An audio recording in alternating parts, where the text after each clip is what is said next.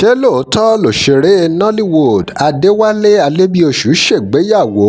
ṣé fíìmù ni wọ́n fi ìgbéyàwó yìí ṣe ni àbí tòótọ́ ni àbọ̀ríjínà ni?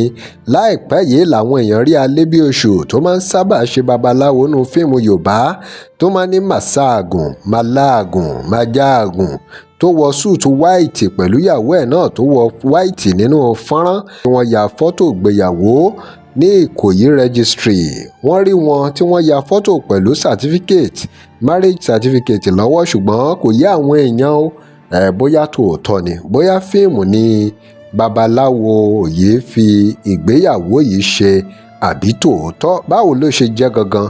Ìròyìn wá jẹ́ kó yé wa pé Alebiosu ńgbà tó ń bá àwọn akọ̀ròyìn kan sọ̀rọ̀ ó jẹ́ kó yé àwọn èèyàn pé kò sí irọ́ ńbẹ̀ o, tòótọ́ ni o. Báwo ló ṣe wá jẹ́? Ẹ máa bá wa kálọ.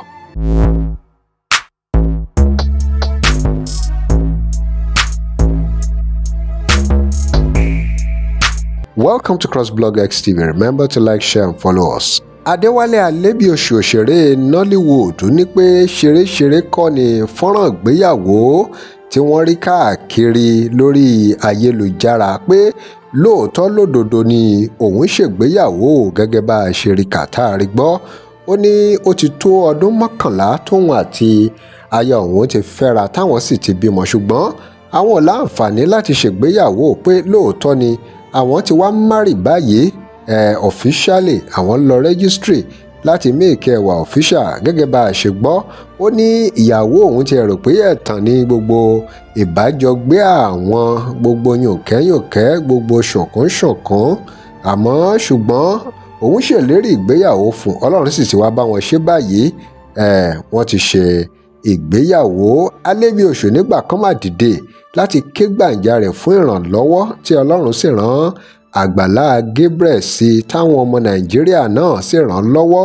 Tágbàlá Gabriel bá béèrè fún ìrànlọ́wọ́ owó gẹ́gẹ́ bá a ṣe gbọ́. Kódà lẹ́yìn àwọn ìrànwọ́ owó tó rí látọ̀dọ̀ Agbala Gabriel náà lòun náà tún di ẹni tó ń tẹja tútù, tọ́kì tútù, tó ní ṣọ́ọ̀bù kó tó di pé Ọlọ́run tún wá ṣe é fún un.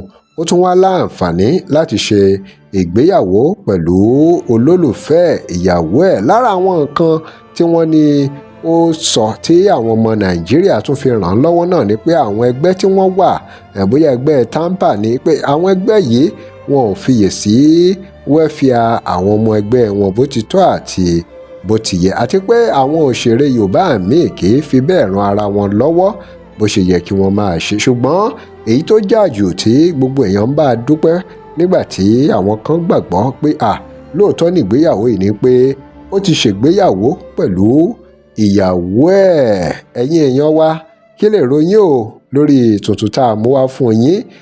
A kí Adéwálé Alebiosu lórí ìgbéyàwó pé ẹ̀yin ìyàwó kò ní mẹ́ni o, kò sí bó ṣe lè jẹ́. Àdúrà náà ni pé ìgbéyàwó yín yóò máa dùn, yóò máa lóyin, gbọ́ngbọ́n a máa kàn sí. Tó kò jù báyìí lọ. Adúpẹ́ tẹ̀ ń gbọ́ wa. Drop comment. Remember to like, share and follow us. Thanks for watching.